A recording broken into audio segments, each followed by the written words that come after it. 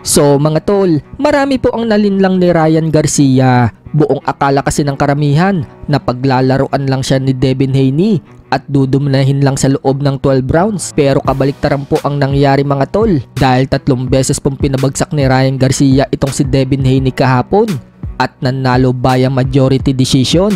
Kaya mas marami pong naniniwalang mananalo si Devin Haney kay Garcia. Bago kasi ang laban, nagpakita ng kalokohan si Ryan Garcia sa social media. Para po kasi siyang may mental health issue, nagbabaliw-baliwan, katulad na lang na makakita umano siya ng alien. Tapos, imbis na boxing ang pinag-uusapan, ibang bagay po ang pinopost niya sa kanyang social media accounts. Marami ding babaeng na intriga sa kanya at nakabuntis pa nga daw ito ng dating pornstar. At kung ano-ano pang kalokohan ang pinaggagawa niya sa press con nila ni Devin Haney. Kaya marami ang nagsasabi mga tol na mukhang wala talaga sa focus si Ryan Garcia. At wala daw kapag-apag-asang manalo itong si Ryan Garcia kay Devin Haney. Isa na nga po ang nagsabi na walang panama si Ryan Garcia kay Devin Haney ay ang dating world champion na dating nakalaban ni Manny Pacquiao ng 3 beses. At ngayon, commentator na sa ESPN. Yan po ay walang iba kundi si Timothy Bradley. Paliwanag po ni Bradley bago ang laban ni Garcia kay Haney, kung makaka-upset umano si Garcia kay Devin Haney, magkukwit na umano siya sa pagkukomentary at hindi na daw siya magbabalik kahit kailan. Hindi daw kasi mangyayari mga tol na makaka-upset itong si Ryan Garcia kay Devin Haney. Ganyan nga po minaliit ni Bradley ang kakayanan ni Ryan Garcia. So hindi nga lang po si Timothy Bradley ang nagsabi na walang pag-asang manalo si Ryan Garcia kay Haney, kundi pati na din ang mga kasamahan niyang komentator na sina Paulo Malignaggi, Chris Algieri at iba pang komentator ng ESPN. So mukhang napahiya po sila ngayon mga tol dahil si Haney ang binugbog ni Ryan Garcia at 3 beses pang pinabagsak. Take note mga tol, si Ryan Garcia nga lang po ang nakapagpabagsak dito kay Devin Haney at 3 beses pa niya itong nagawa. So magkukwit na kaya itong si Timothy Bradley sa pagko-commentator?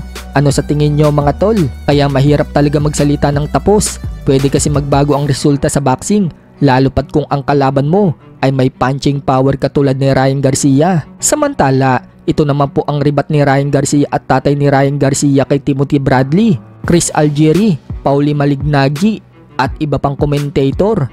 Mention Paulo Malignaggi, Timothy Bradley, Chris Algieri, Steve Kim, maybe Mario Lopez, maybe, but they're all piece of shit. Okay. Oh shit! And I'm so glad they fucking lost, and Ryan proved them wrong. Yeah, Timothy Bradley, suck my dick. Sa kabilang banda naman mga tol, alam na nga po ng karamihan na naghahabol po ngayon ng rematch kay Ryan Garcia ang team ni Haney. Paliwanag po kasi ng tatay ni Devin Haney na si Bill Haney, totoong champion umano itong si Ryan Garcia at nagkamali umano sila. Si Devin Haney pa rin daw ang WBC Super Lightweight World Champion, kaya gusto umano nila ngayon na makipag-rematch kay Garcia. Sinisisi nga din po ni Bill Haney mga tol ang 3 pounds na sobrang timbang ni Ryan Garcia. Kaya daw sila natalo. Hindi naman daw sa nagdadahilan sila. Nagkamali lang daw talaga sila. Pero mukhang walang rematch na magaganap mga tol dahil nagsalita na ang promoter ni Ryan Garcia na si Oscar De La Hoya ng Golden Boy Promotion. Paliwanag ni De La Hoya, wala na umanong rematch na magaganap. Kitang-kita naman umano kung paano wasakin ni Garcia si Haney. At proud daw umano siya sa ipinakita ng bata niyang si Ryan Garcia.